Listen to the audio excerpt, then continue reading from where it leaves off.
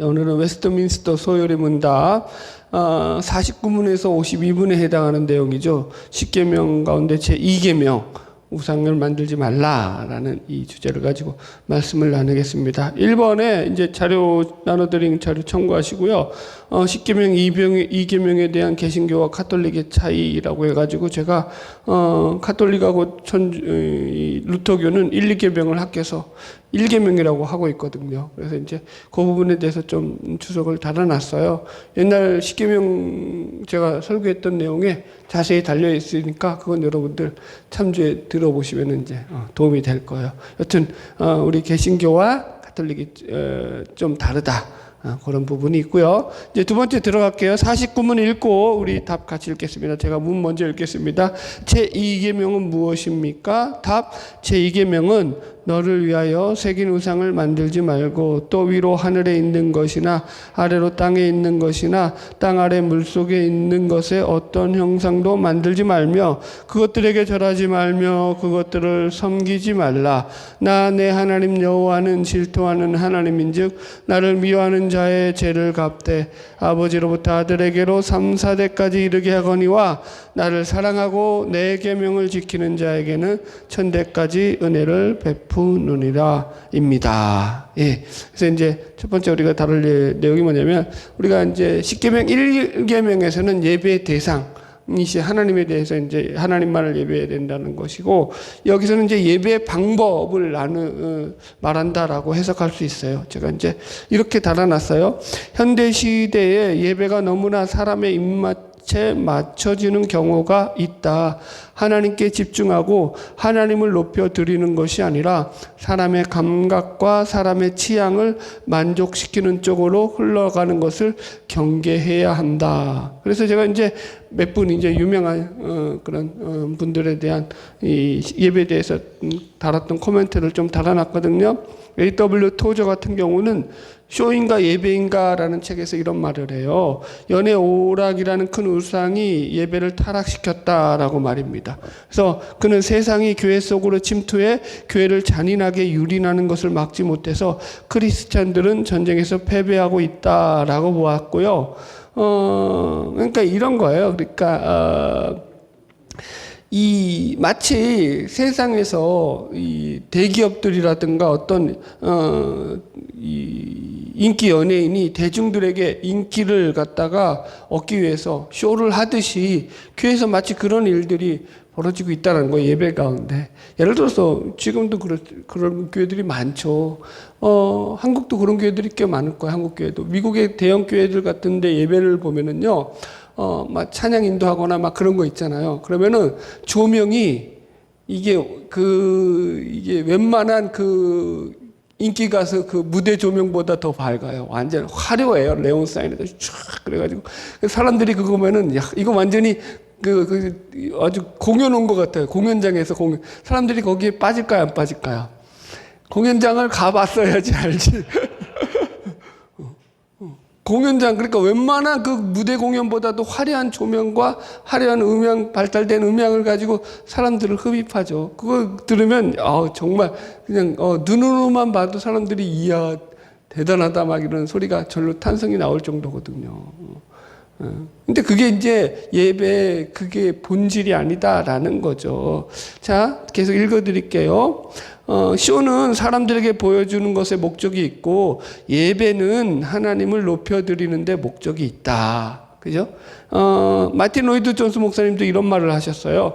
나는 사도 바울이 모인 교인들을 잠잠케 하기 위하여 강단에서 뛰어다니고 경솔하고 가벼운 농담으로 교인들의 감정을 장난의 소재로 삼는 것을 상상할 수 없다. 우리 쉽게 말해서 부흥 강사들 그렇게 많이 하잖아요. 사람들한테 완전히 그냥 휘어잡고 살죠. 그걸 사도 바울이 그렇게 했을 거라고 마틴 로이드 존스가 상상이 안 된다라고 표현하는 게 무슨 말인지 이해하시죠? 또 존 스토트 목사님도 이렇게 얘기했어요. 예배를 두 세상 사이에 존재하는 것이다. 이게 그러니까 무슨 말이냐면은 그렇다고 해가지고 이것이 무당이 신접을 해가지고 그렇게 하는 뭐 그런 어떤 이 세상 저 세상 그런 게 아니라 뭐 귀신 뭐 그거 하는 그런 게 아니라 하나님과의 영적인 교제, 인격적으로 하나님과 깊이 영적인 교제 가운데 들어가는 하나님을 높여드리는 그것이 바로 예배다. 라고 이야기하는 거죠, 여러분들. 그러니까 예배가 얼마나 사실은 되게 중요하죠. 근데 그 방법에 있어서 너무 인간들이 그러니까 좋아하는 쪽으로 예배가 그죠? 사람들을 끌어모으고 사람들에게 그 보여주는 그런 쇼맨십이 그죠? 발달된 그런 예배가 되지 않았느냐라고 우리가 경계를 해야 된다라는 거죠. 자, 넘어갈게요. 제 50문 같이 읽을게요. 제가 먼저 질문 읽을게요. 무엇이 제2계명에서 요구됩니까? 답. 제2계명은 하나님이 자신의 말씀에서 정하신 모든 종교적 예배와 규례를 순수하고 완전하게 받아들이고 지키며 유지할 것을 요구합니다. 그래서 제2계명의 요구가 뭐냐면 첫 번째는 하나님 자신이 말씀에서 정하신 모든 종교적 예배와 규례라는 거예요. 그러니까 예배의 규례와 이 종교적 예배와 규례는 누가 정한다라는 거예요.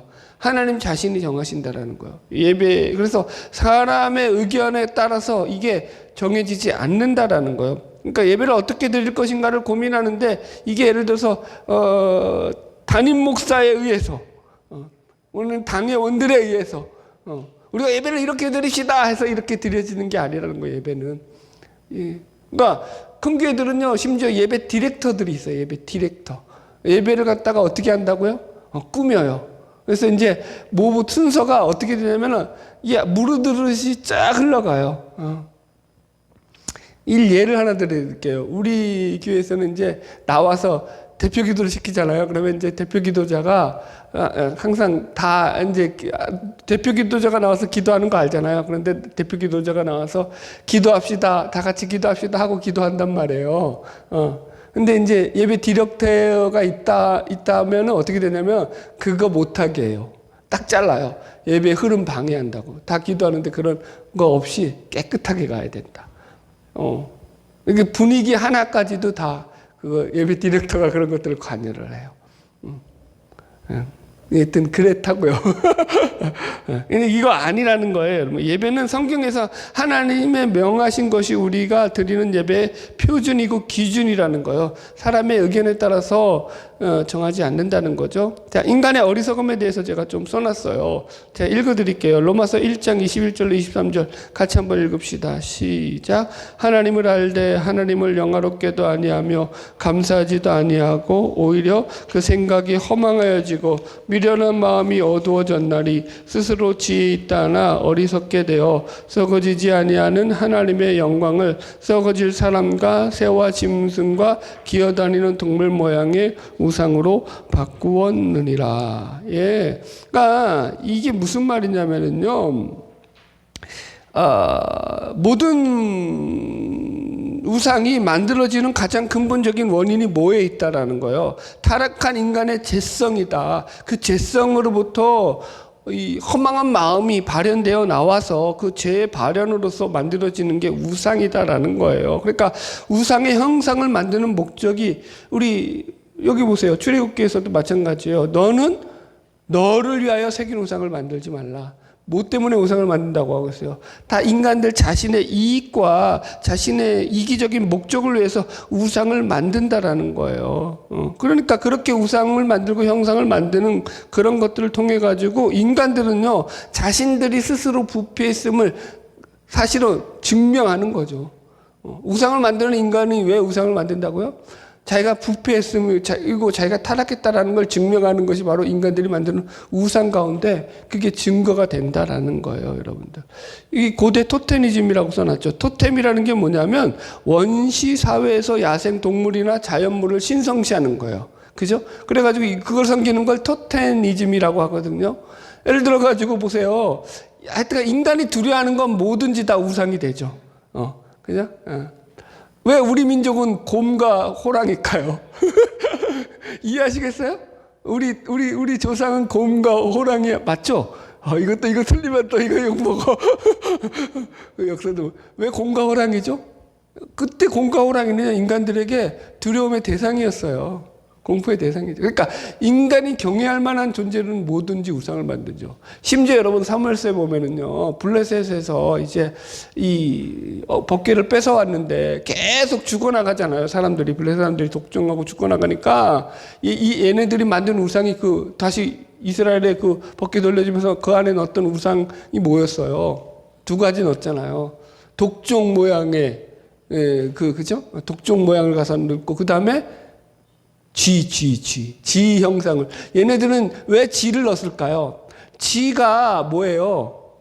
자기들에게 독종을 일으키고 오늘날 말하면 바이러스를 일으키는 그게 이 전염병의 원흉이다라고 해가지고 그걸 두려워해서 공포의 대상으로 쥐를 갖다가 만들어서 형상을 만들어서 집어넣었다고요, 여러분들. 이게 인간들이 가진 죄라는 거예요. 여러분, 인간은요, 끊임없이, 그러니까 예배 속에서도 우리가 늘 잘 생각해야 되는 게, 생각해 봐야 되는 게, 이 예배가 정말 하나님을 위한 목적으로 이게 우리가 드리는 것인지, 아니면 인간들의 어떤 인본주의적인 그런 요소를 가미해가지고 자꾸 인간들의 입맛에 맞춰서 예배를 드리고 있는지 그걸 확인해야 돼요. 옛날에 여러분들 교회가 한참 부흥할 때 열린 예배라든가 혹시 들어봤어요? 구도자 예배라든가 여러분들 뭐 무슨 찬양 예배라든가 막 이런 것들이 엄청 많았어요.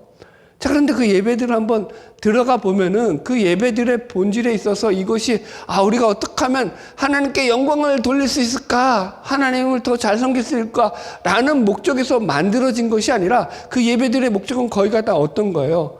사람들을 더 끌어모으게 하기 위해서, 사람들을 더 그 예배에 참여시키기 위해서 만들어진 목적들이에요. 그 예배 이름 속에도 들어가 있잖아요. 아니, 열린 예배가 도대체 뭐예요? 그럼 닫힌 예배도 있다라는 거야? 뭐가 열렸다는 거야, 도대체?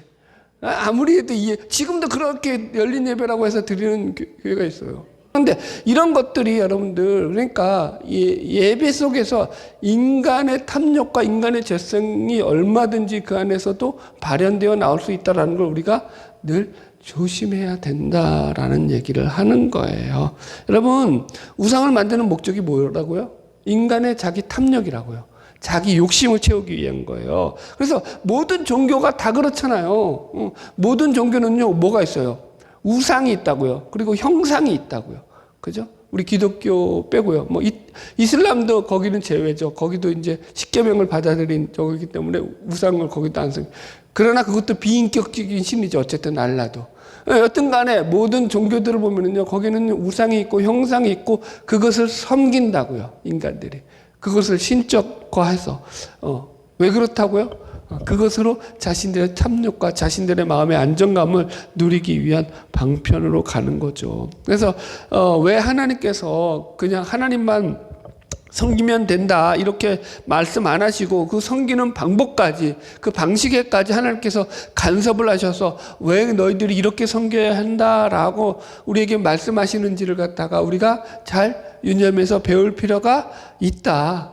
안 그러면 우리도 금송아지 만들어 놓고 이따가 이제 하겠지만 그 앞에서 춤추면서 야, 이것이 우리를 애굽에서 인도하여낸 여호와다라고 이렇게 떠들 수 있을 확률이 매우 높다. 자, 넘어갈게요. 2번, 순수하고 완전하게 받아들이고 지키며 유지할 것을 요구하고 있다라는 거예요. 그러니까 하나님께서 정하신 것 중에서 인간의 소견에 따라 취사 선택하거나 일부만 따를 수 있는 게 아니라는 거예요. 전체를 순수하고 완전하게 지키고 유지해야 된다라는 거예요.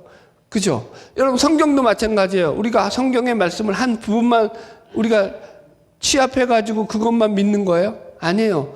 창세기부터 요한계시록을 다 통정적으로 이게 성경 하나로 통전화시켜서 믿는다라는 거예요. 제가 몇 구절 써놨어요. 참고적으로 보세요. 마태복음 28장 20절. 너는 가서 모든 족속으로 제자를 삼아 아버지와 아들과 성령의 이름으로 세례를 주고 내가 너희에게 분부한 모든 것을 가르쳐 지키게 하라. 그죠? 여기서 보세요. 제자 사분하고 하시면서 예수님께서 하신 말씀이 뭐냐면 너희가 아버지와 아들과 성령의 이름으로 세례를 주고 내가 너희에게 분부한 일부분만 혹은 할 수 있는 대로 열심히 그러니까 잘 지켜 행해라 이랬어요? 아니면 모든 것을 가르쳐 지켜 행하라고 했어요? 모든 것. 이해하셨죠? 그러니까 기독교는 부분적으로 가지 않아요. 어느 부분만 취합해서 내가 난 요게 좋으니까 나는 이 도덕적인 건 내가 모랄로우라고 해가지고 도덕법적인 거 윤리적인 건 내 마음에 들어. 그러니까 이렇게 사랑해야 돼. 맞아. 인류애가 있어야지, 자비와 박애가 있어야지 해가지고 그런 건 받아들이고, 또 반대로 또 다른 것들은 갖다가 나는 이런 것들은 못 받아들여, 이렇게 가지 않는다고요. 이해하시겠죠? 예. 또 신명기 32장 46절도 마찬가지예요. 그들에게 이르되 내가 오늘 너희에게 증언한 모든 말을 너희의 마음에 두고 너희 자녀에게 명령하여 이 율법의 모든 말씀을 지켜 행하라. 이거 그러니까 율법주의가 갑자기 생각나는데 오해하지 마세요. 이게 모든 것이 마치 하나하나 율법화해가지고 이것을 하나도 안 지키면은 벌을 받고 이거 다 지키면 복을 받고 이런 개념에서 이야기하는 게 아니에요. 그러니까 말씀을 처음부터 끝까지 보고 하나님의 뜻과 명령과 이 하나님이 계시하신 이 말씀을 우리가 그 가운데서 따르려는 그런 삶이 이게 신앙의 삶이다라고 이야기하는 거예요. 달라요. 네. 알아서 구분하세요. 사도행전 20장 27절. 그러므로 오늘 여러분에게 증언하거니와 모든 사람의 피에 대하여 내가 깨끗하니 이는 내가 꺼리지 않고 하나님의 뜻을 다 여러분에게 전하였습니다. 보세요. 지금 바울이 하나님의 뜻을 정하는데 에베소 교인들에게 이제 헤어지면서 하는 말이에요. 어떻게 전했다고요? 일부만 전했다고 했어요? 다 전했다고 했어요? 다 전했다라는 거예요. 나는 교회론이 중요하니까 여기서는 교회론만 가르치고 저 교회 가서는 구원론이 중요하니까 구원론만 가르치고 이렇게 취사 선택해서 한 부분만을 가르치지 않았다고요. 할 수 있는 한 모든 것을 다 가르쳤다고요. 여러분들. 여러분 제가 여러분들 강해 설교를 하는 것도 그거죠. 왜 강해 설교를 할까요? 네, 할 수 있는 대로 다 가르치려고 말씀을. 그래서 창세기 출애굽기 끝났고, 신명기 레위기 들어가야 되는데 이제 언제 들어갈지 눈치 보고 있고, 그 다음에 마태복음 지금 가고 있고요, 요한복음 해드렸고요, 갈라디아서 해드렸고요, 요한계시록 해드렸고요. 뭐 기억이 안 날 때라도 했어요, 여튼. 그리고 교리를 하고 있잖아요. 교리도 왜 교리를 하냐면 교리는 한 부분을 가리키는 게 아니라 성경 전체를 주제별로 묶은 게 교리이기 때문에 가리키는 거예요. 이해하시겠죠? 그래서 다 배워야 되는 거죠. 다. 하나만. 여러분들 그래서 성경을 꾸준히 여러분들이 보셔야 돼요. 한 부분만 알고 있으면 이단들의 밥이 되기 좋아요. 내가 종말에만 관심이 있으면은요, 거기에 이단들이 탁 깨가지고 가져가요. 내가 교회론에만 빠져 있거나 구원론에만 빠져 있거나 뭐 이런 거 없어요. 그러면 안 돼요. 예. 대충 이해했을 줄로 믿습니다.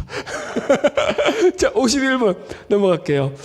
무엇이 제2계명에서 금지됩니까? 금지되는 거에 대한 얘기죠. 답을 같이 읽읍시다. 제2계명은 하나님을 우상이나 그분의 말씀에 정해지지 않는 다른 어떤 방식으로 경배하는 것을 금합니다. 예. 그러니까 2계명에서 금지되는 게 뭐냐면 2계명이 요구하는 것을 하지 않는 것.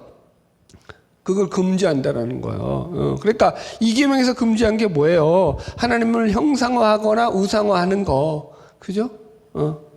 다시 보세요. 여기 출애굽기 20장 4절 같이 말씀 보세요. 시작. 너를 위하여 새긴 우상을 만들지 말라. 그죠? 그리고 그 제일 밑에 가니까 4절 끝에 어떤 형상도 만들지 말아라. 이렇게 나온단 말이에요. 그러니까 하나님을 우상하거나 형상화하지 말라라는 거예요. 그죠? 잘 배우셔야 돼요. 우상이라는 말이 써놨죠. 원어로 히브리어로 페셀이라는 말로 신을 섬기려고 나무나 돌이나 금속 같은 것을 깎아서 그 위에 그림을 그려서 만들어 놓은 형상이다. 그러니까 모양을 만드는 거예요. 하나님은 그렇게 모양을 만들어 놓는 거예요. 근데 형상이라는 말이 우상하고 틀려요. 그런데 보세요. 재밌어요. 이 형상이라는 게 히브리어로 테무나인데 형상이라는 뜻도 물론 있어요. 어떤 모양, 형체, 이미지가 있다라는 것도 있지만 이것을 영어로 보면은 팬텀이라고 해요. 팬텀. 팬텀이 뭐예요? 유령이에요. 도깨비예요. 그러니까 이 팬텀이라는 것은 실제 존재하는 거예요, 존재하지 않는 거예요. 유령과 도깨비처럼 존재하지 않는 거예요. 그러니까 색인 우상을 만들지 말라고 할 때 이 색인 우상은 실제로 존재하지 않는 신을 가시적인 형상으로 깎아서 만든 것을 의미하는 거예요. 그렇게 하나님을 경배하는 것이 된다, 안 된다? 안 된다.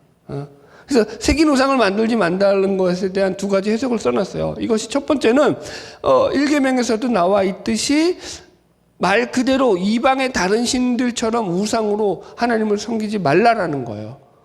이해하셨죠? 두 번째는 그래서 이방 나라들이 자신들의 신을 형상화해서 섬기듯이 하나님을 그런 형상화해서 섬기면 된다, 안 된다?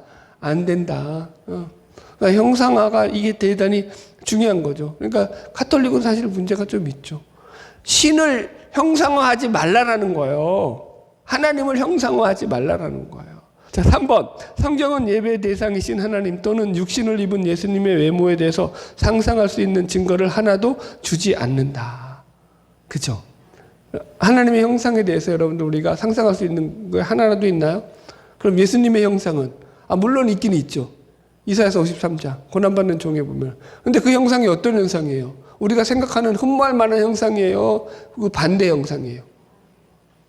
섬길 만한 형상이 아니라고요. 자, 신명기 4장 15절의 말씀을 제가 써놨어요. 같이 읽어봅시다.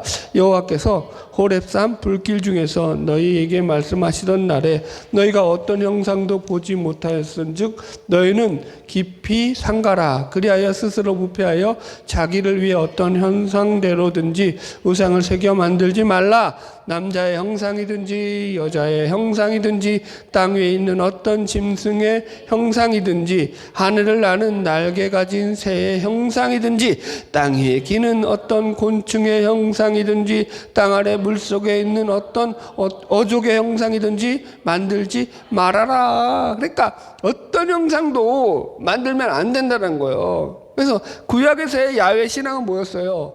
귀로 듣는 신앙이었지 눈으로 보는 신앙이 아니었어요. 이거 착각하면 안 돼요. 그죠, 여러분들? 그러니까 보세요. 하나님께서 이스라엘 백성들에게 특별한 은혜를 주셨죠. 그 백성 모두가 하나님의 음성을 들었어요. 하나님의 음성을 듣는 민족이 있나요? 어느 민족 가운데? 없죠. 특별한 은혜죠. 그런데 그들이 그러니까 하나님의 음성을 듣고 두려워가지고 모세에게 뭐라 그래요? 야, 이제는 우리가 두려워서 못 살겠다. 다시는 하나님이 우리에게 직접 말하게 하지 말고 모세 너가 대면해서 듣고 와서 우리에게 알려줘라. 우린 그걸로 족하다. 얼마나 두려워 떨렸겠어요. 그런데 하나님이 그럼에도 불구하고 어떤 형상에 대한 힌트를 하나라도 성경에 남겨주셨어요? 안 남겨주셨어요? 안 남겨주셨어요. 그게 의미가 있는 거죠, 여러분들. 그러니까 하나님께서는요, 왜 그렇게 하시느냐? 하나님을 형상화해서 그런 어떤 우상의 종교로 만들지 못하게 하시고자 했다라는 거예요. 타종교처럼 하나님을 형상화하는 것을 갖다가 하나님이 극도로 싫어하셨다라는 거예요. 자, 생각해 봅시다. 여러분, 신앙을 하는 데 있어서 어떤 형상화해서 눈으로 만든 것을 믿는 게 좋을까요? 그걸 만들지 않고 믿는 게 좋을까요? 형상화해서 믿는 게 인간 편에서는 훨씬 유리해요. 신앙을 생활하는데. 인간의 본성상 그래요. 형상화해서 만들면 어떤 이점이 있죠? 여러분, 눈에 잘 보이잖아요. 그럼 뭐예요? 안정적이에요. 안정감 있어요. 이거 눈에 늘 보이잖아요. 그거 어느 신 있잖아. 그거 뭐더라 하여튼간 이 예수를 형상화해놔가지고 그런 거 있잖아요. 그런데 가면은 예수님 어딘가 하여튼간 그 계속 만져가지고 한쪽이 닳았다고. 그 예수님한테 기도하면서 그 부분을 계속 만지는 거야. 그 기도하고 나서 예수님한테 그러니까 그 부분이 어느 부분인지 모르겠어. 하여튼 그 부분이 닳아 없어졌다고 하잖아요. 예. 무슨 말인지 얘기했죠. 인간은요, 형상을 찾는다고요, 형상을. 그게 안정적이라고요. 하나님은 그렇게 안 한다고요, 여러분들. 왜 형상을 만드냐고요? 인간이 오감을 동원해서 여러분 만지고 보고 씹고 뜯고 해야지. 우리는요, 만족을 하는 존재라니까요, 여러분들. 이게 죄인된 인간의 욕망이라는 거죠. 자, 4번 넘어갈게요. 하나님께서 말씀으로 정하시지 않는 방식으로 하나님을 경배하는 것. 이거 안 된다라는 거예요. 예를 들어서 질문을 써놨어요. 하나님께서 말씀으로 정하시지 않는 방식으로 하나님을 경배하는 게 무엇입니까? 답. 바로 여호와를 우상으로 섬기는 방식으로 섬기는 것을 말합니다. 이것을 신학적인 용어로 여호와 우상이라고 합니다. 예, 우상은 보세요. 그러니까 왜 우상을 만드느냐, 형상을 만드느냐. 그래야지 내가 어떻게 할 수 있어요. 내 마음대로 컨트롤할 수 있어요. 조절할 수 있어요. 보이지 않으면 거기에 대해서 내가 뭘 할 수 있어요? 없죠. 근데 보이는 형상은요, 내가 잘 만들 수도 있고 마음에 안 들면 때려 부술 수도 있는 거죠. 옛날에 그거 했잖아요. 볼기 맞는 신 얘기했잖아요. 이 어부들이 나가가지고 고기를 많이 잡아오면은 신에게 막 많이 재물 바치면서 감사하면서 제사 드리다가 그죠? 갔는데 고기 못 잡고 들어왔어. 그날은 그 신이 뭐예요? 볼기 받는 거야. 여러분들 왜 그렇게 한다고요, 여러분? 그러니까 우상을 만들면요, 그만큼 자기들이 마음대로 써먹을 수 있고 활용해 먹을 수 있는 거죠. 그러니까 인간이 그러니까 더 높은 거예요, 사실은. 그렇게 돼서 여러분들. 그래서 보세요. 여기 얘들이 성경에 이런 얘들이 되게 많이 나온다고 제가 써놨잖아요. 첫 번째, 시내 산에서 이스라엘 백성들이 금송아지 우상을 만들어서 여호와라고 일컬었던 것. 그죠, 여러분들? 그게 여러분 보세요. 어떻게 그게 가능하냐고요. 그 앞에 춤을 추면서 제사를 지내면서 이게 우리가 만든 신이 아니야. 그게 무슨 신이야. 우리를 애굽에서 인도하는 신이 돼요. 대박이에요, 여러분들. 근데 지금도 마찬가지죠. 여러분 예배를 한번 잘 보세요. 그러니까 예배 속에서 사람들이 뭘 감각하고 있는지를 보시면 돼요. 하나님의 말씀을 듣고 그 말씀 가운데서 하나님과 교제 가운데 하나님을 높이는 자리로 가고 있는지, 아니면 인간 자신들의 감각적인 것을 채우고 추구하고 거기 속에서 오감 만족. 네. 예배 드리고 나오는데 아주 시원해. 나는 뿌듯해. 예배가 어떤 시각적인 것으로나 청각적인 것으로나 모든 것에서 만족감을 줘. 여러분들. 그 위험한 거죠, 여러분들. 그러니까 우리나라에서 이제 큰 교회에서 예를 들어 가지고 그 있잖아요. 여기 이거 뭐지 그 파이프 오르간 유럽의 그게 엄청 비쌀 때였어요. 교회 새로 지으면서 이걸 들여오네 마네 해가지고 들여올래다가 또 해외 통관에 걸리고 그래가지고 못 들여하고 막 그래서 유사 제품을 걸어놓고 그래놓고는 이제 야, 참. 그러니까 얼마나 인간의 욕망이 끝이 없는 거예요, 여러분들. 파이프 오르간 그 예배당에 걸려 있으면 하나님이 더 영광 받으세요? 어느 교단에서는요, 이 십자가도 이제 떼기로, 강단 앞에 있는 십자가도 떼기로 결정을 했대. 붙이지 못하게. 나쁘지 않은 결정 같아요. 물론 십자가 자체가 우상은 아니에요. 그런데 이 십자가가 우상화될 확률이 있죠.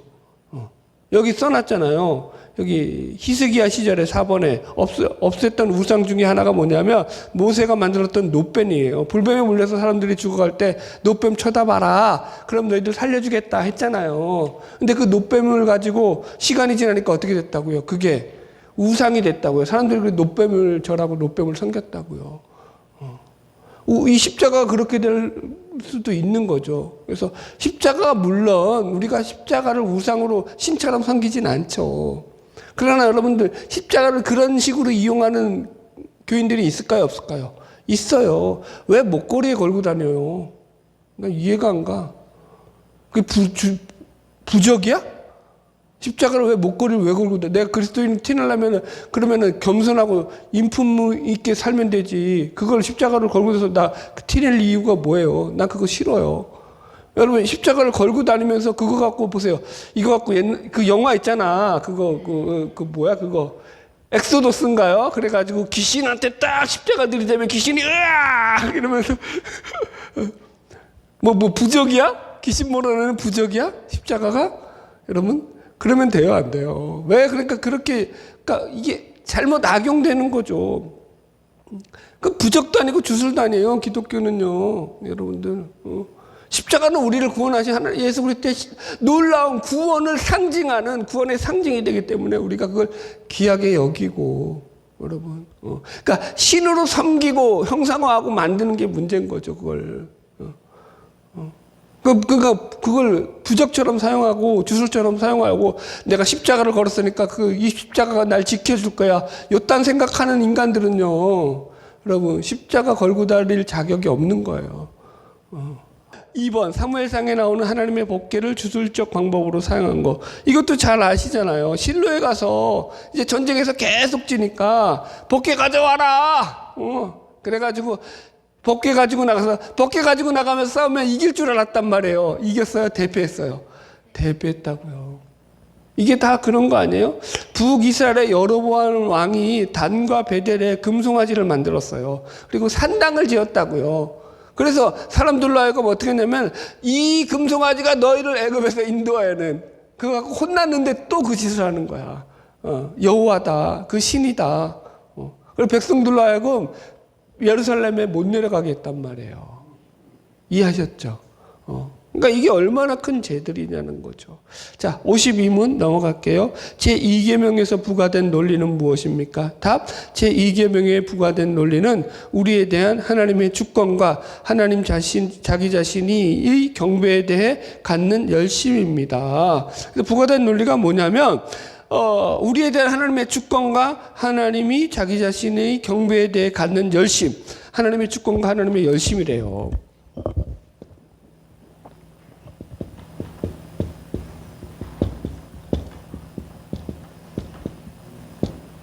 그러니까 이 이계명 안에 담겨진 하나님의 뜻이라는 거죠. 무슨 말인지 이해하시겠죠? 자, 출애굽기 제가 써놨어요. 20장 5절 같이 읽어봅시다. 시작. 그것들에게 절하지 말며 그것들을 섬기지 말라. 나 여호와 너희 하나님은 질투하는 하나님인즉 나를 미워하는 자의 죄를 갚되 아비로부터 아들에게로 3, 4대까지 이르게 하거니와.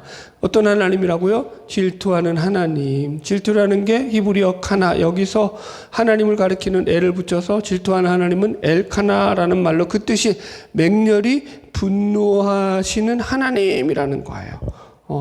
그러니까 이게 여러분들 질투라는 건 성경에서 물론 나쁜 의미로 다 쓰였어요. 거의가. 근데 여기서만 딱 좋은 의미로 쓰였죠.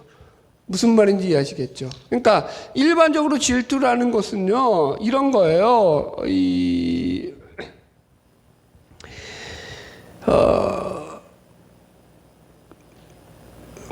보통의 경우 질투라는 것은요, 그것이 아주 부정적인 의미로 나와서 뭐라 그럴까요? 시기하고 미워하고 막 거기 속에서 그런 분쟁을 일으키는 거죠. 그래서 그 질투로 인해 가지고 가인이 아벨을 죽였고요, 요셉의 형들이 요셉을 애굽에 팔아넘겼잖아요, 노예시장으로. 근데 여기서는 그런데 하나님의 질투는 그런 의미가 아니라 이런 질투예요.